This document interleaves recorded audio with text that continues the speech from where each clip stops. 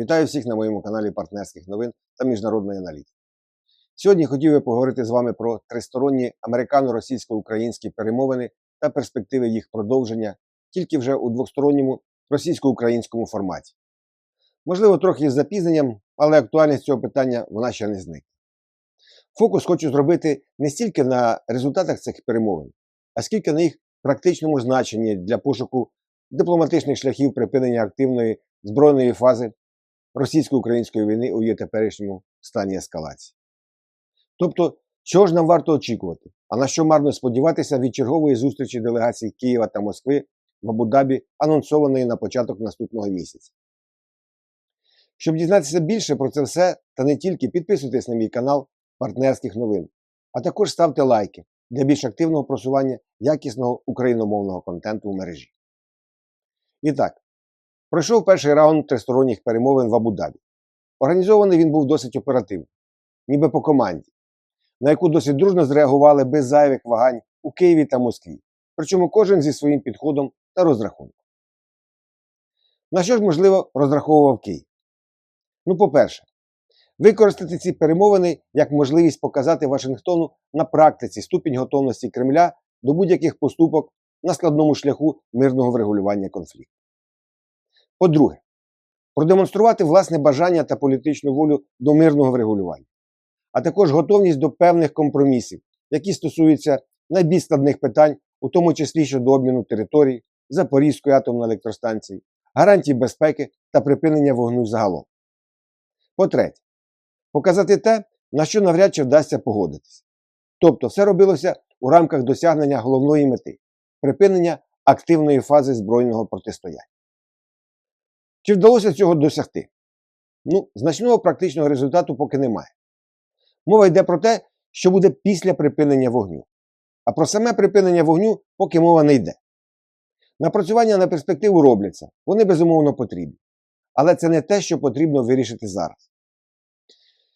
Найбільш чутливий практичний результат – це обмін полоненими. Він безумовно важливий з точки зору збереження людського життя, яке залишається для нас найважливішою цінністю попри все. Тепер, чого скоріше за все хотів Вашингтон? Перше. Демонстрація власної дієвості та здатності впливати на сторони конфлікту. США – це не просто медіатор, а власна сторона, яка зацікавлена у стосунках з обома учасниками конфлікту та його скорішому завершенні. Тому й перемовини були тристоронні. Другий момент – це пошук шляхів прискорення підписання угоди про перемир'я на власних умовах Вашингтону.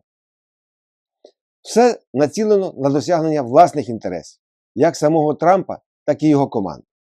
І підкреслюю ще раз, не національних інтересів, а власних.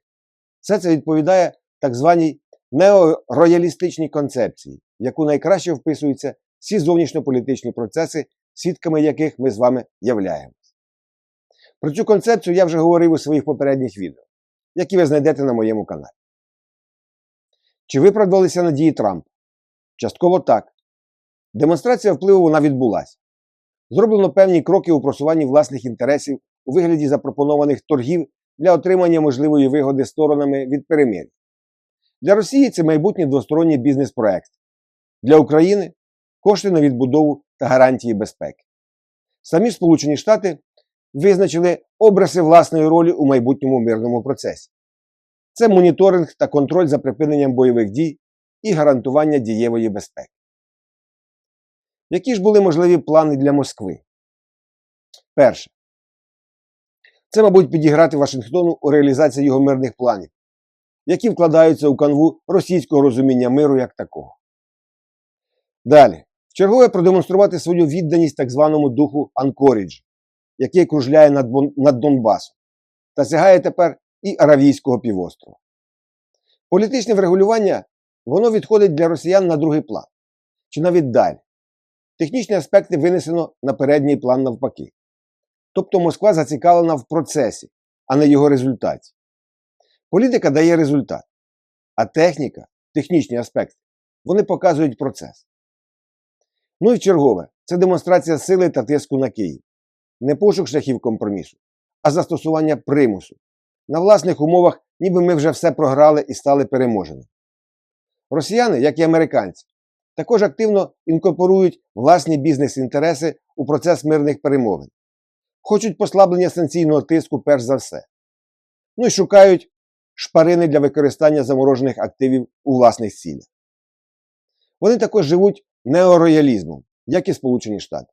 Вони тут зараз дійсно партнери. Чи вдалося росіянам реалізувати свої наміри? Частково так. Головне, це процес триватиме. Тиск на Україну посилюється. Власні інтереси інкорпоруються у загальний план регулювання. Більше це виходить із замороженими активами. Із санкціями поки не дуже. Припинення вогню не обговорюється.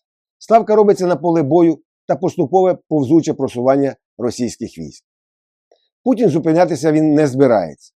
Тому процес триватиме далі, у тому числі й переговорний. Тепер декілька слів про явні елементи, які дають змогу визначити наміри сторін переговорного процесу. Це, перш за все, склад делегації для перемог.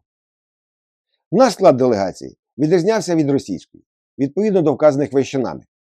У нас це був відразу більш політично орієнтований вузький склад делегації з Рустемом Умеровим на чолі, який раніше був головним на Стамбульському треку, де домінувала політична тематика. Російська делегація вона була більш технічно орієнтованою, без явних повноважень щодо вирішення будь-яких політичних питань. У такому складі російська делегація вона вже раніше зустрічалася з українською на відомчому рівні. Маю на увазі рівень спецслужб, воєнних розвідувальних відомств, ГУР та ГРУ. І тут знову цікавий тактичний момент. Колишній візаві Буданова Костюков. Тепер він був головою російської делегації, на відміну від Буданова, який ніби пішов на підвищення, але формально був тепер тільки членом української делегації.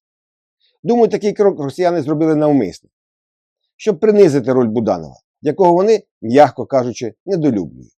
За такого розкладу Київ був змушений вносити вже на ходу зміни до складу делегації, розширюючи її технічними особами, відповідно до тематики перемовин, орієнтованої більше на військову складову. Що стосується американців, тут їх делегація була більш універсальною, що давало можливість працювати на всіх треках, як політичному, так і технічному, у розумінні практичних військових питань. Тепер, якщо підсумувати, то головна мета зустрічі, як зараз вбачається, вона полягала у напрацюванні проєктів документів, які будуть важливими після закінчення активної фази бойових дій. Хто буде на перемовинах наступного разу? Поки не ясно. Але, скоріше за все, склад делегації може бути подібним в основному до того, який вже був. Особливо це стосується російської делегації. Тут змін навряд чи варто очікувати. Згідно до запропонованого американцями алгоритму подальших перемовин, їх кульмінацією має бути зустріч між Україною та Росією на найвищому політичному рівні. Як варіант, між Путіним та Зеленським. Але це може бути малоймовірно, зважаючи на нагнітання російської риторики про так звану нелегітимність Зеленського. Хіба що знову у тристоронньому форматі за участі Сполучених Штатів така зустріч може і відбутися. В іншому випадку, росіяни натякатимуть на пошуки нових форматів зустрічі із представниками так званої законної влади у Києві. Чого ж очікувати далі від гастролів цього так званого дипломатичного театру в Абу-Дабі, якщо так можна сказати? Наміри сторін, про які я вже говорив, вони навряд чи зміняться, враховуючи отримані результати. Скоріше за все, це знову буде свого роду імітація активних перемовин. Мова йтиме про те, практичні основи для чого поки що не існують. Немає припинення вогню та не встановлено перемир'я. Знову говоритимуть про те, що буде потім. Такий собі тактичний скачок чи тактична пауза. Є такий військовий термін. Щоб не гальмувати хід перемовин загалом. Але без заповнення цієї паузи марно очікувати на дієвий результат. Формально і Москва, і Київ намагатимуться далі, так би мовити, годити Сполученим Штатам у їх бажанні зробити щось відчутне на шляху до реалізації запропонованого мирного плану, дотримуючись при цьому власних цілей. Чесно кажучи, сам мирний план Трампа він є доволі мало реалістичним, що є основним чинником успішності перемовин як таких. З технічної точки зору можливо передбачити досягнення практичних домовленостей з обміну полоненими та якихось поступальних кроків із самообмеження сторін. Про енергетичне перемир'я у його повному розумінні мова навряд чи йтиме. як і про територіальні поступки. Російське енергетичне перемир'я, воно пов'язано з танкерами тіньового флоту в першу чергу. Його навряд чи хто буде укладати. Тут Китай грає свою роль. Без нього нічого не вийде. Розмовляти зараз про це з китайцями не маємо бажання ні ми, ні Сполучені Штати Америки. Варто очікувати закріплення успіхів у питаннях контролю за режимом припинення вогню, контролю і моніторингу за переміщенням військ та систем озброєння вздовж лінії розмежування та загальним скороченням їх чисельності. Також у питанні участі іноземних держав у системах такого контролю. Але тут потрібно згадати те, що вже було раніше напрацьовано.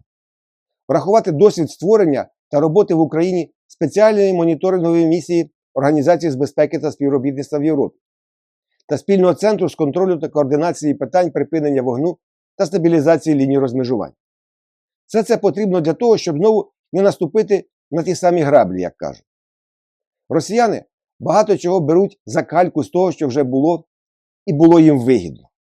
В рамках ОБСЄ вони багато чого просували подібного, що потім імплементувалося в Україні, у тому числі і за нашою згодою. На всі ці ініціативи потрібно дивитися досить уважно. Щоб зрозуміти роль дипломатичного треку у питанні територій, варто оцінити реалії на землі, в тому числі хід будівництва Збройними силами України так званої нової лінії Донбасу за Краматорськом та в районі Павлограда. Ця лінія має стати суцільною оборонною полосою від Сум до Запоріжжя і проходити на відстані 20 км від лінії бойового зіткнення. Нові оборонні рубежі також створюються на південь від Вовчанська, в районі Харкова та в Чернігівській області. Це все до питання про компроміси та чого чекати далі. Головне питання – припинення бойових дій – воно не вирішуватиметься. Тобто знову акцент робитиметься на загальних параметрах завершення війни та логіці переговорного процесу.